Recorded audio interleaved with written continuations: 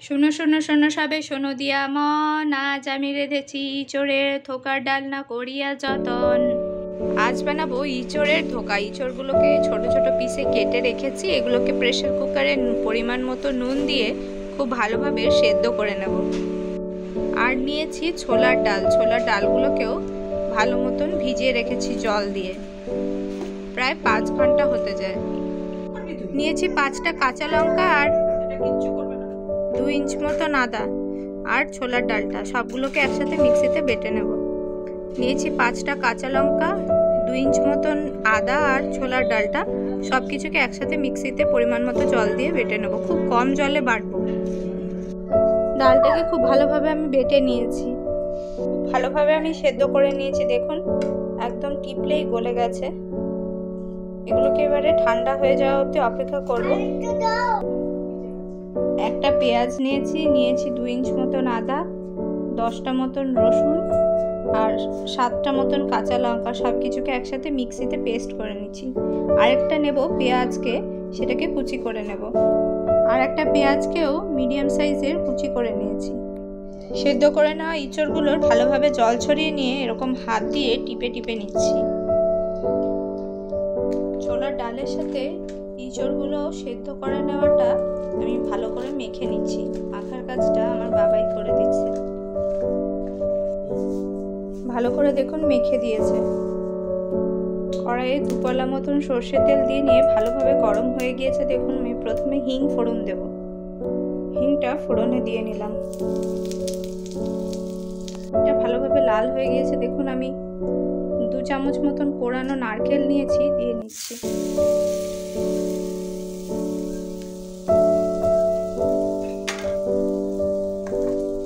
একই সঙ্গে এই মেখে রাখা মিশ্রণটা ছোলার ডাল আর ইঁচড়েরও দিয়ে নিচ্ছি।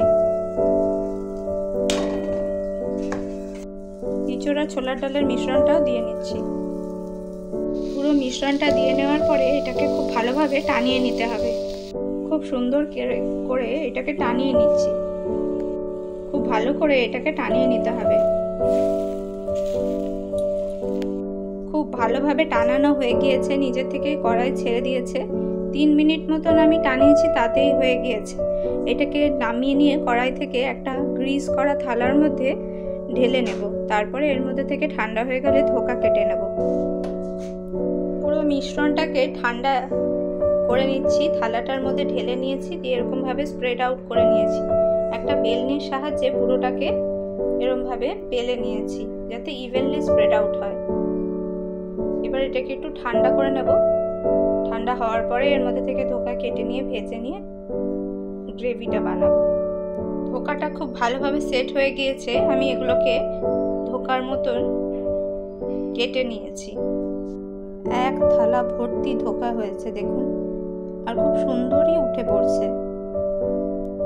কড়াইয়ে সর্ষের তেল নিয়ে নিয়েছি। বেশ ভালোভাবে গরম হয়ে গেলে পরে ধোকাগুলোকে আমি ভেজে নেব। তেলটা খুব ভালোভাবে গরম হয়ে গিয়েছে, আমি ধোকাগুলো দিয়ে নিয়েছি। এগুলোকে লালচে করে ভেজে নেব। দেখুন এগুলো খুব ভালোভাবে ভাজা হয়ে গিয়েছে, আমি উঠিয়ে নিচ্ছি।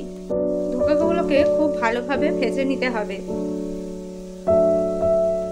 ধোকা ভেজে উঠিয়ে রাখার কড়াইটার মধ্যেই যেটুকুনি তেল ছিল তার মধ্যেই পরিমাণ মতো নুন দিয়ে নিয়ে টমেটো আর পেঁয়াজগুলো দিয়ে নিচ্ছি। আমি একটা টমেটো দিয়েছি। পেঁয়াজ আর টমেটোটাকে খুব ভালো করে আমি ভাজা করে নিচ্ছি। বেটে রাখা মশলাটাও আমি দিয়ে নিয়েছি। মশলাটাকে খুব ভালো করে কষিয়ে নেব।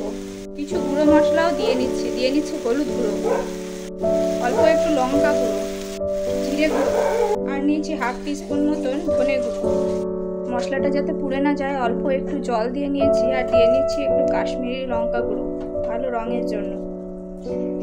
মশলাটা খুব ভালোভাবে তেল ছেড়ে দেওয়া অবধি আমি কষিয়ে নিচ্ছি। মশলাটা দেখুন খুব ভালোভাবে কষে গেছে। আমি এই পর্যায়ে ঝোল দেওয়ার জন্য 1 বাটি মতন গরম জল দিয়ে নিচ্ছি। ঝোলটা দিয়ে নেওয়ার পরে আমি 1.5 বাটি মতন জল দিয়েছি। ঝোলটা ভালোভাবে ফোটার অপেক্ষা করব। পরিমাণ মতো নুন দিয়ে নিচ্ছি। ঝোলটা দেখুন খুব ভালোভাবে ফুটে গিয়েছে। আমি মিষ্টির জন্য ব্যবহার করছি সুগার ফ্রি, দিয়ে নিলাম। গ্রেভিটার দেখুন খুব ভালোভাবে ফুটে গিয়েছে।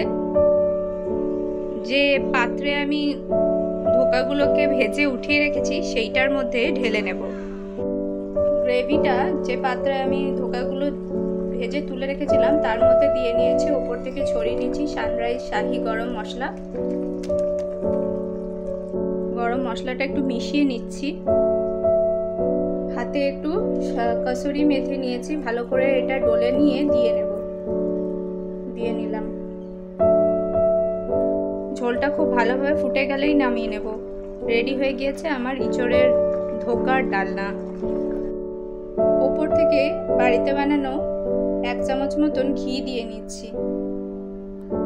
রেসিপিটি ভালো লাগলে সবার সাথে একটু শেয়ার করে নেওয়ার অনুরোধ রইল।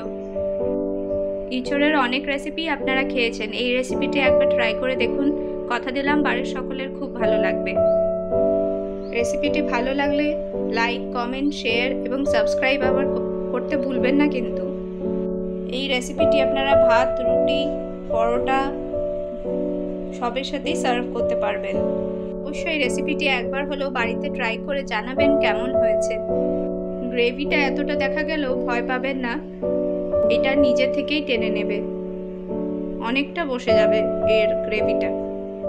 এই ইঁচড়ের ধোকার ডালনা খেতে ভীষণ সুস্বাদু হয়, আপনারা বাড়িতে একবার হলেও বানিয়ে দেখবেন। এরকমই নিত্য নতুন রেসিপি জানতে, দেখতে, শিখতে আমাদের চ্যানেলটি সাবস্ক্রাইব করে রাখবেন।